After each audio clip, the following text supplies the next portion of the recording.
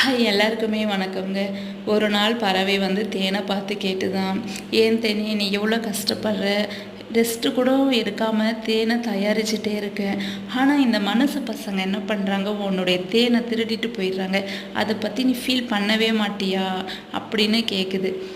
So அதுக்கு தேனி சொல்லுது, நான் எதுக்காக ஃபீல் பண்ணணும், இல்லவே இல்லையே, நான் ஃபீல் பண்ணலை. ஏன்னா என்கிட்ட இருந்து தேனியை மட்டும்தான் திருடிட்டு போகிறாங்க. ஆனால் தேனை தயாரிக்கிற அந்த கலையை திருடல் இல்லையா. ஸோ எனக்கு அந்த கலை இருக்கிற வரைக்கும் கடவுள் இயற்கையாகவே எனக்கு கொடுத்துருக்காரு. ஸோ நான் எதுக்காக ஃபீல் பண்ணணும், நான் தேனை தயாரிச்சுட்டே இருக்கனே.